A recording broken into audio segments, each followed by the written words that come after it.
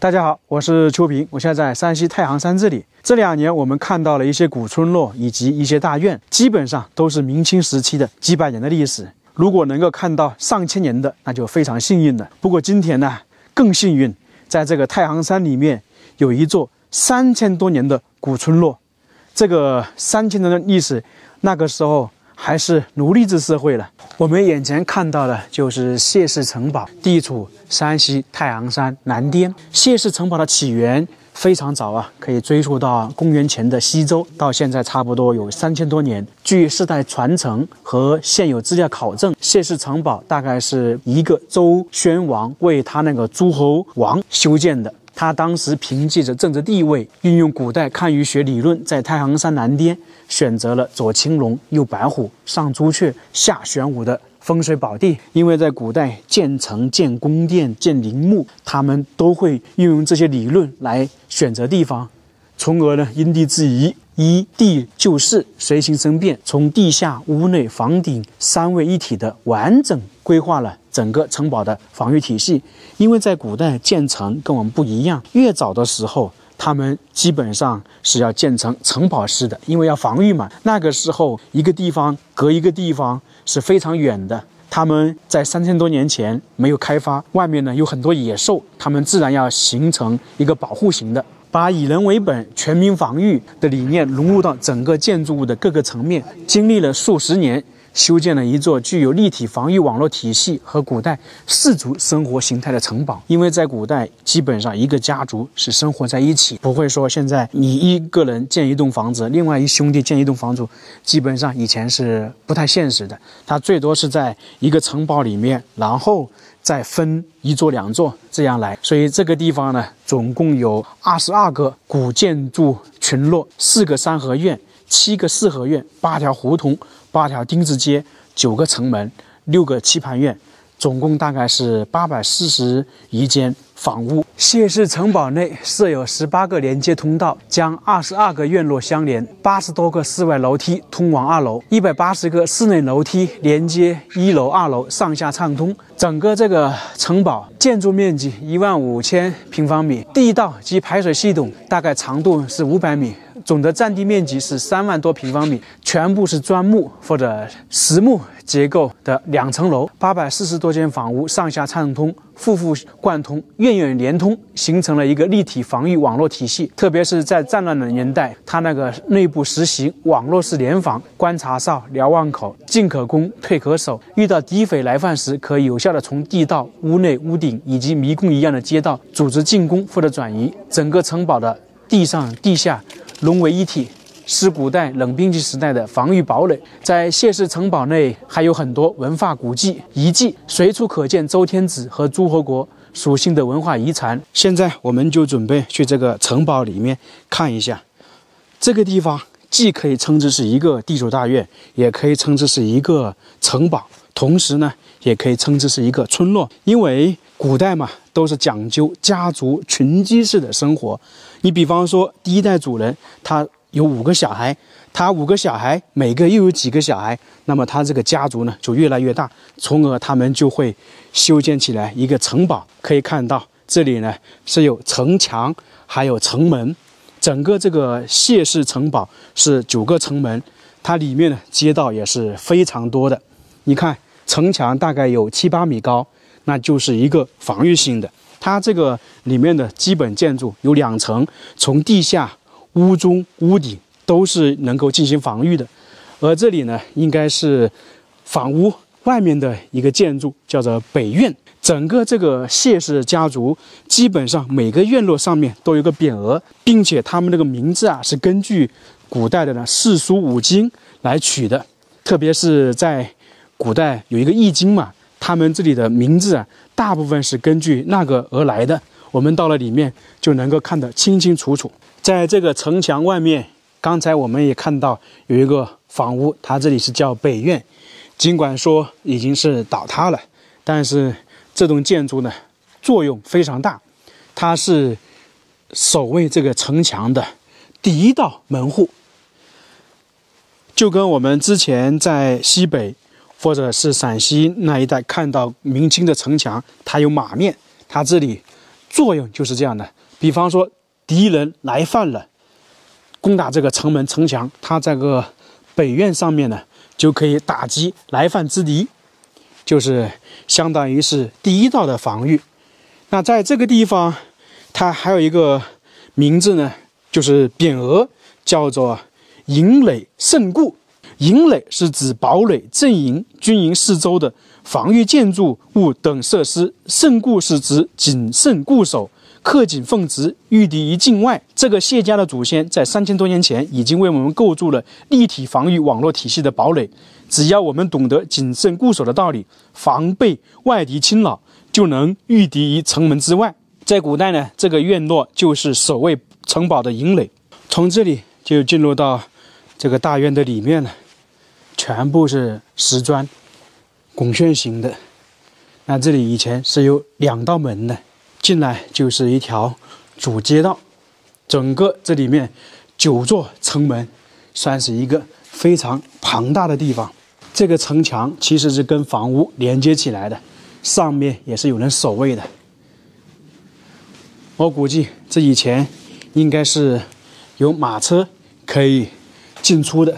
然后进来呢，就是各个独立的院落。它这里的通道非常多，有8条胡同、8条丁字街，里面的整个院落全部是连接起来的。我们说这个村落大概有3000年的历史，它这些建筑呢，元末明初在原址上重新复建修建的。刚刚进来就可以看到很多房屋啊，左右两边都是大院。我发现我们看赣派的、徽派的以及山西这些大院呐、村落啊，有点不一样，它很多有独栋的。而在南方，我们看到很多地主大院基本上是木头的，它只有一个院落，大概就是100多个房间。这主要是根据发展形势不一样。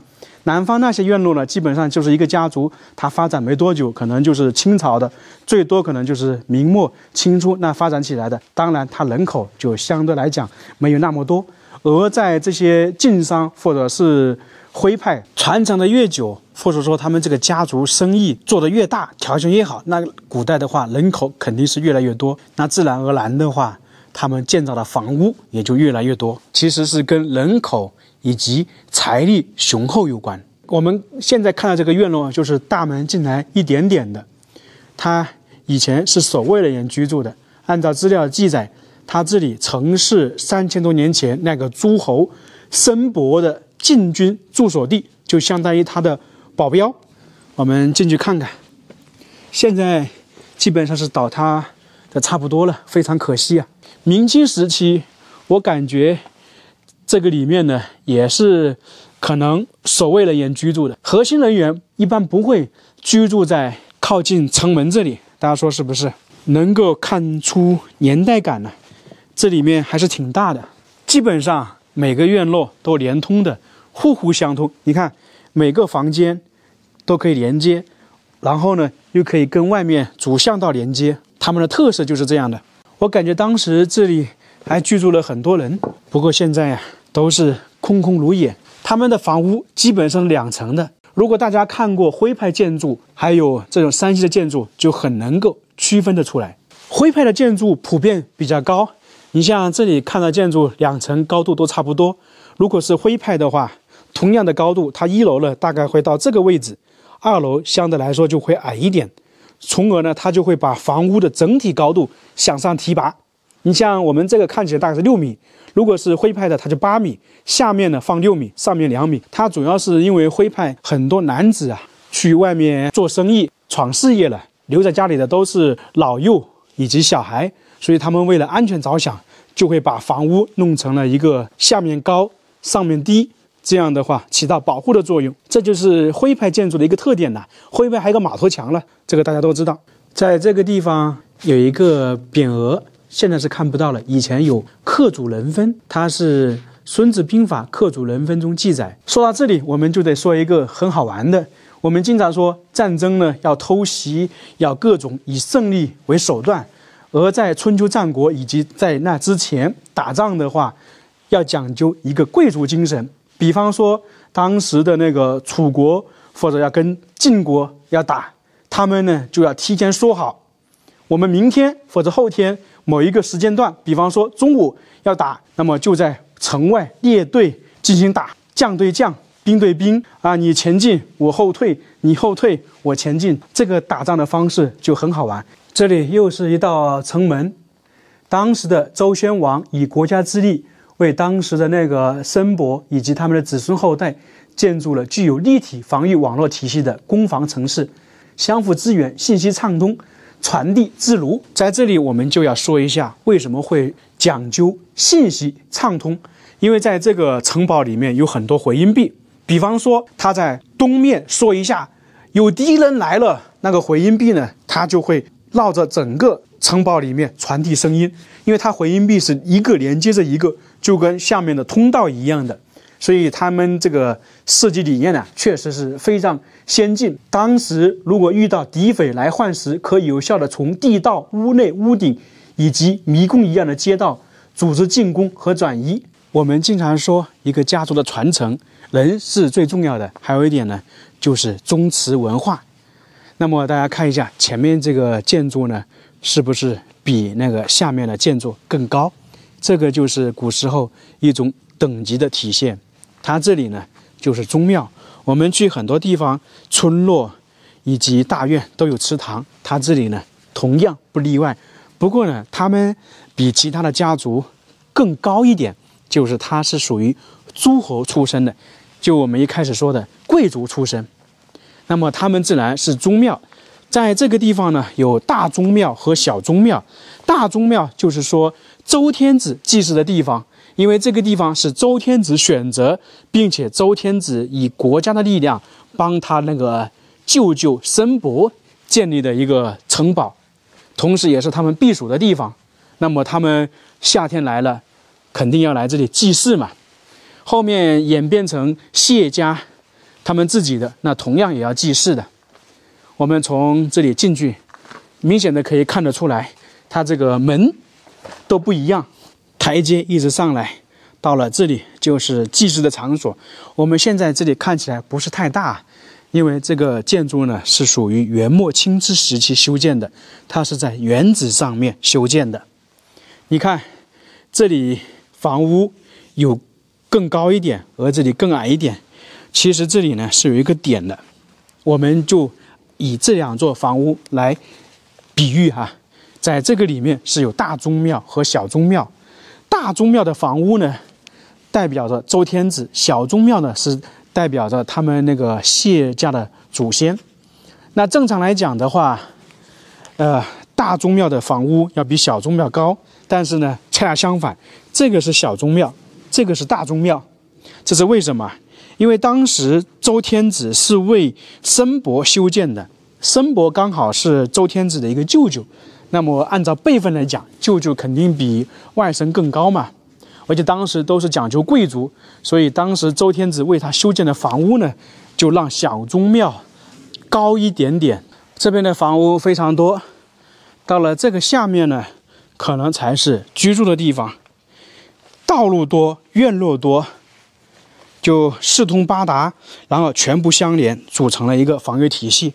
那么以前下面还有很多暗道，现在估计找不到了。这些房屋都是比较大的，那边是属于后院。前2年这边下完雪啊，这里还没融化。后院估计也是当时他们家族的某一个成员居住的。现在好像还有人居住吗？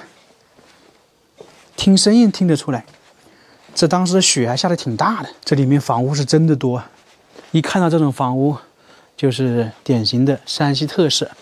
它这两边应该是以前的厢房，然后最里面就是主人居住的。因为他们家族开枝散叶，那每一个时期呢，都有人口出来嘛，那自然而然房屋呢越来越多。这个谢氏古堡里面确实还有人居住，我问了一下当地的村民，他现在只剩下1户人家，2个人在此居住。也就是说，一个飞航了将近3000年的古村落，现在没落了，只剩下1户人家，2个人在里面。我们平时看很多大院，会发现里面有私塾。这个地方有一个很好听的名字，叫做蒙养园。其实啊，在很早的时期，它的名字啊都是跟现在不一样的。蒙养园就是现在的幼儿园，是一种学前教育机构，用于对幼儿集中进行保育和教育，通常接纳3至6周岁的幼儿。所以在古代啊，不管是官宦人家还是做生意的人家，他们都非常重视教育，耕读传家嘛。他们家里条件好了，就会请专门的那些老师先生来家里读书。这个地方就是我们说的学校，那老师可能就是住在这个下面房屋，最里面呢可能就是教育。像这样大的家族，他们更重视教育。来到山西啊，只要是比较有名的大院，它里面那个私塾上学的地方都是非常庞大的。你看这里也能够很好的体现得出来。在这个谢氏城堡里面走，其实就跟你走到是一个古镇一样的。因为我们一开始说，它这些地方既是城镇，又是一个村落，又是一户人家。又来到了一个院落，叫做八嘎院。它这里总共是20多个院落。在这里呢，能够看到清楚的门匾，就是匾额。它其实每栋楼每个院落都有的，可以看得清楚。陈留世遗，陈留是谢氏的发祥地，就是今天的开封陈留，是郡望的地位和标志，是古代陈留郡的显贵氏族，是当时天下仰望的大姓之一。这块匾额告诉我们，谢氏是谢氏始祖申伯的嫡传百氏的正宗族群。他为什么姓谢呢？这是因为在春秋战国时期，他这个诸侯国是被楚国灭掉的，然后他们的后人就改姓谢。去里面走一走，他们这边的院落布局、建造方式都基本上一样的。不过这里呢，比较独特的就是一些砖雕。它这个房屋是坐北朝南，在里面那个主屋上面有几个雕刻，就是有2幅太极图。这个在我们平时看的建筑啊是非常少见的。它这里有那个太极图，从而呢这里叫八卦院落。这个太极图非常少见的，一左一右。同时呢，在这个西北角的另外一栋房屋呢，这里有那个天马，西南角呢是那个神牛望月，马为乾，牛为地，地是坤等，乾坤2卦展现在建筑物上面。该院所有的雕刻都是阴一阳，被称为八卦院或者规划院。这里发现一个比较大的院落，在这里称之是9号院，应该也算这里面保存相对来讲比较完整的。这里是大门，同样上面是有匾额，有一些字的。它这上面写的是南宝仕土。这个门呢，历史也非常久了，而且挺厚的。这里应该是经过修缮的。那进来是一个小院落，里面还有议事厅，还有他们家族成员居住的。大家看一下，他们都是2层的，上去都是有个这样的石头铺成的台阶上去。这个下面不知道是干嘛的，2侧都有。他们的房屋都是一脉相承，都是同样的特色，同样的特点。过去就是中门，中门其实在以前上面也是有字的，然后这里在他们刚建造的时期应该有一些砖雕在上面，后面呢可能就损毁了。然后这个中门呢，其实它有一个特点呢，给大家简单的说一下。你看哈，中门，然后2侧这个也有通道，2个作用。一个呢像屏风一样的，可以挡住外面看不到里面情况。还有一个呢，中门不打开的，就是说有特别的场合才能打开，比方说婚丧嫁娶，中门打开。还有呢，更高级别的人才能打开，平时家里呢进出就靠2边。这里应该是看得比较清楚了。一般这种豪门大户呢都是有中门的。这里面是经过修缮的，你看上面都有精美的砖雕。我们去其中的某一个房屋看看，你看这些都是以前传统保留下来的。这栋房屋大概是6、700年了，哦，里面也是空空如也。这里面已经倒塌差不多了，你看这个布局其实都是一样的，那边跟这里可以上去的，然后后面呢又是一个院落。它这边的房屋全是这个样子的，我是感觉倒塌挺可惜的。走到这里就能够说，在这条巷子说话就有回音了。哦，它整个村落啊，回音壁特别多。我们一开始也说了，那如果在这里喊一下有事情了，大家赶快来集合，这个回音壁就作用体现了。因为它这里是回音壁，等一下转个弯，它又变成回音壁了。那这样的话，大家各个地方、各个角落都能够知道这个村落有什么事情要宣布，就跟我们现在的广播一样的。我在这个古堡里面逛了2个多小时，还没有逛完。现在呢，只是保留下来的一部分，当年更多房屋更豪华。从这里呢，也可以想象得出当年他们这个家族的实力强盛，可以说它的豪华程度超出了很多人的想象。站在历史长河中的谢氏古堡，它传承的是中国西周时期的民族文化之根，蕴含着深邃的历史文化信息和远古的民族文化基因，具有丰厚的历史、经济、军事、建筑、民俗等文化内涵，是一其极其重要的物质文化与非物质文化遗产的绝妙集合体。在我们中华民族5000文明史的摇篮里，谢氏城堡具有3000年以上的文化积淀，是回味历史的一个绝佳窗口，被许多知名人士评价为古谢国城址的缩影，素有太行第一堡的美誉。比较遗憾的现在是人去楼空，失去了昔日的生活气息，在风雨飘渺中衰败残破。